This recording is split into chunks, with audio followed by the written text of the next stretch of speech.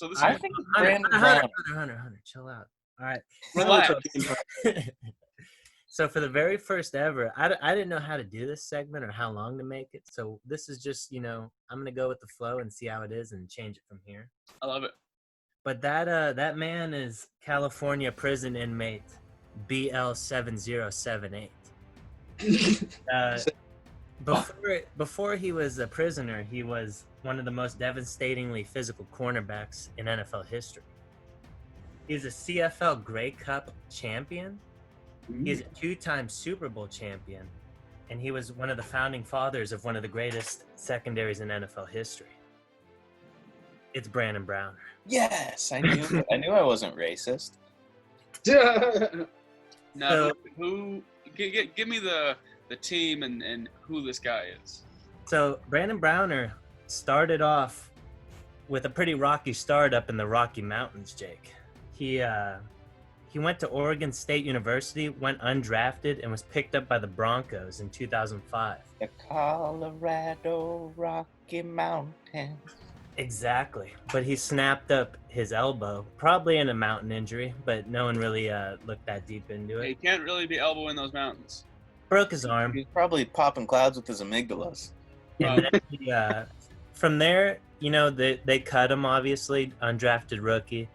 Broke his arm. They cut him. He went to the CFL, played for the Calgary Stampeders, and quickly became a fan favorite for his competitiveness and tenacity.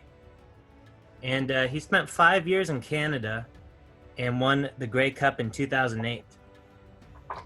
Then, when Pete Carroll, as talked about earlier, first became head coach of the Seahawks in 2010, he drafted Earl Thomas, Cam Chancellor, and then they went 7-9. I think that's the year they snuck in the playoffs with Marshawn Lynch.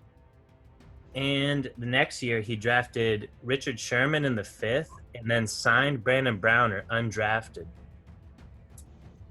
Then, so they got Browner, they got Richard Sherman, they got Chancellor, Earl Thomas. The Legion of Boom is born. Mm-hmm. They secondary of all time, probably. Oh yeah. Yeah. So they're tearing it up. They're like the number one defense every year. They end up going to the Super Bowl, winning in 2013.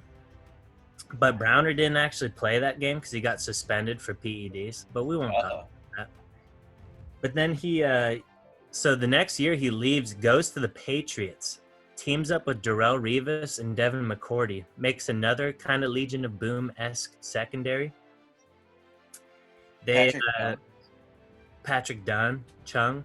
They go straight to the Super Bowl and face the Seahawks. So he's facing his former team.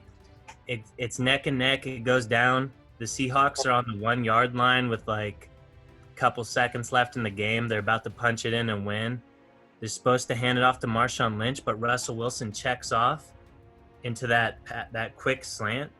Brandon Browner is the guy who blocked Jermaine Kearse and let Malcolm Butler get in there for that interception. So he had a pivotal play in that Super Bowl. So, Austin, where is he now? This is where I'm getting. After that, he went to the Saints and had the worst season of all time. He led the league in penalties in not just that year, but in history. He had the most penalties ever of any player. Wow, that's bad. So then after that, he after that stinky season, he went into a downward spiral. He signed back with the Seahawks. They cut him before the season even started. And then he got arrested for cocaine and DWI. Oh, shit. Immediately after that, his girlfriend filed for restraining order for an alleged assault. And then, he just went to playing flag football in Mike Vick's flag football league. But the cops arrested him for the girlfriend thing. And he was sentenced for 3 years probation. He served 2 days in jail and was put on a 52-week domestic violence program. And then, immediately after that sentence got handed out, he broke into his girlfriend's home through a locked window, stole her $20,000 Rolex, and threatened to kill her, prevented her from leaving the house, attempted to smother her, and then he like fled the house, was on the run. Cops picked him up, and now he's in jail. You know, he got sentenced to an 8-year sentence. So he swapped his flag football jersey with Mike Vick for an orange jumpsuit, and he'll be eligible for parole in 2024. What a cautionary tale. Yeah, Yeah. That's quite the what do they call it? The hero's journey. it's the hero's journey. You know, he's at the top. He's living the good life. Yeah. See, Yeah. well, right Now now just have to he's wait going for the through his comeback. tribulations, and then he'll turn around and then Yeah. gain everything back. It's This is the second movie in the trilogy. Yeah, hopefully he does turn his life around. That'd be a hell of a good comeback story. the second movie in the trilogy before the prequel, like 5 years after.